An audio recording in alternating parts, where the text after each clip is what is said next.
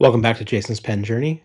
Back with another pen video. Let's take a look today at a new one from Leonardo. This is going to be the Pura in the Petrol color.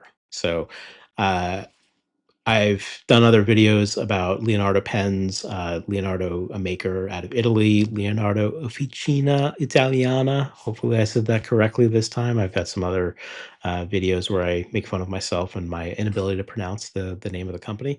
Um, but the Leonardo pens are one of my favorites. Got a number of them in my collection. Done a couple other videos where I've shown them off. And one of the new ones that they've come out with is this Pura edition, Pura. Um, and when I saw them, I had to have one, and I chose one that is the Petrol edition, which is a nice green color, sandblasted kind of matte finish. Let me show you. So here we have the Leonardo Pura in the Petrol color. And one of the things that I did with this one is I got it with the number 8 steel nib. I got it in the palladium color. So it comes in palladium, gold, and ruthenium. Ruthenium, yeah. So ruthenium would be kind of a black in with the hardware. Gold would be gold, and then palladium is this kind of silver color. Palladium is a one that it's always a little special for me. My wedding ring was done in palladium. Not what I'm wearing these days. I'm wearing just a silicone rubber ring, as I haven't had my ring resized. But anyway, that's a little tangent about my wedding ring. Happy anniversary to my wife, April. Our wedding anniversary is coming up. Um, anyway, as I was saying, the Leonardo Pura model. So it is a new one that they've come out with, a pointed finial, pointed end cap, which is pretty common for the Leonardo models. The clip has their little little wheel on it. I don't know if you can see that spinning. Yeah. Um, so it is a piston filler, not a cartridge converter or anything like that. Pretty common for Leonardo to be piston fillers. The palladium goes into play here in this gorgeous, gorgeous band around the base of the cap. And then you've got a band down here at the bottom, band at the base of the cap, band at the end of the grip. Taking a look at the nib, it is that number 8 nib with the Leonardo engraving on it. I got it in fine, as is my usual. Um, and let's see, the pen itself. It's basically the same size as a lot of their common models. The Memento Zero. Let's see, it would be Memento Zero or the Memento Zero Grande. I probably should pull one of those two models out to tell you for sure, but yeah, I'll do that in a moment. Just because it's worth comparing the size. It is a pretty decent size capacity. You can see it's a little bit of that kind of demonstrator. You can see through the body to see the both the piston mechanism back here and the ink up here. When I was filling it up, I could see that fill in.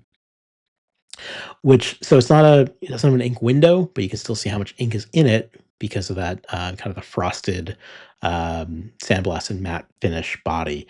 So just a different one from a lot of their usual, usually very colorful acrylics and resin bodies.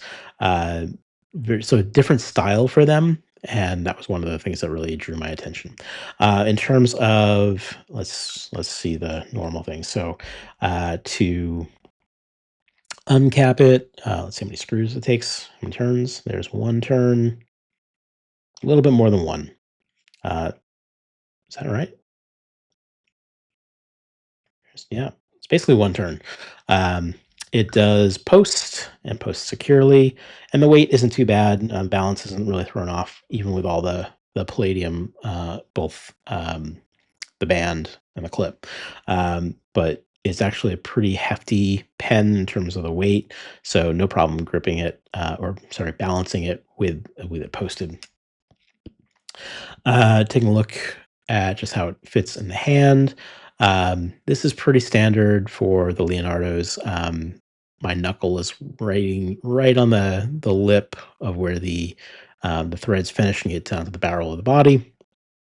Not uncomfortable, not problematic at all. Really going to be nice and comfortable to write with.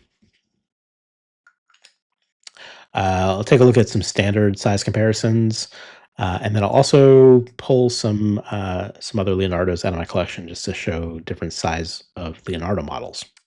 Okay, here is the Leonardo Pura with some other standard models. We got a Lamy Safari, Sailor 1911 Large, TWSBI Echo, Pilot Custom 823, and there's the Leonardo. So you can see it's longer than any of the other ones when they're capped. It's definitely going to be heavier as well. It is hefty. Let me show them to you uncapped. And here we have them uncapped. You can see also that large number 8 nib really shows off. So even even before we get to the nibs, it's longer from the base all the way up to the top of the feed, or I guess the bottom of the feed to the bottom of the nib, the top of the barrel, the top of the grip, top of the section. I don't even know what I've been recording too many videos today. Um, so you can see it's even longer than the other pens here. And that's before you get to the giant number 8 nib. Okay, here's the Pura with some other Leonardo models. So the Supernova Bengal Tiger that I've shown on the channel before. This one is the Memento Zero in 20,000 Leagues Under the Sea. This is the Memento Zero Grande in Micarta. So you can see that one looks like it's probably the longest, but it's actually the Memento Zero Grande, not the 2.0. This one is the Dahlia Eveline in Memento Zero Grande 2.0, which means it has the ink window. And that one is a little bit shorter than the Pura Petrol. So it's interesting that they get the different sizes, even within Leonardo's lineup. Obviously, the Memento Zero and the Supernova are smaller, but the Memento Zero Grande 2.0 and the Memento Zero Grande are slightly different sizes. Now, this one is a special edition, so maybe that throws it off a little bit. But so the Pura is slightly longer than the Memento Zero Grande 2.0. So that's your size comparison. But you can see a lot of the same distinctive Leonardo characteristics. You get the band down at the bottom. You've got the wheel on the clip. This one does have a different band. Let's actually move this guy back out of the way. The Memento Zero Grande 2.0 has 3 rings on it versus this more ornate band around the base of the cap. So interesting. The Dahlia Eveline, one of my favorites of all time. So anyway, just like to show that one off. Let's check out the writing. Okay, so for the Pura Petrol, it does have the number 8 nib in it. I did get it in a fine. I decided to put in another new ink for me, known brand, Anderillium, one of my favorites. I went with a Colossal Squid Dark, part of their Cephalopod line. I actually wasn't sure how it would write. I didn't notice that there was a little bit of green in it when I picked it out, but it is kind of a very dark green, very similar to kind of Lamy Petrol, as it turns out, which turned out to be perfect pairing with the Pura Petrol. So it comes out with a really nice green, very dark green,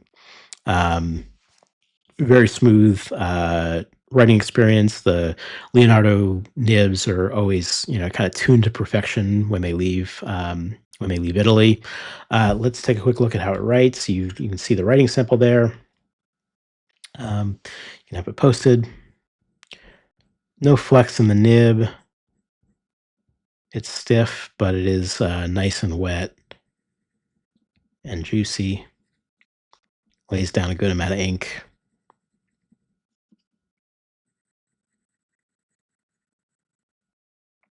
So there you have it.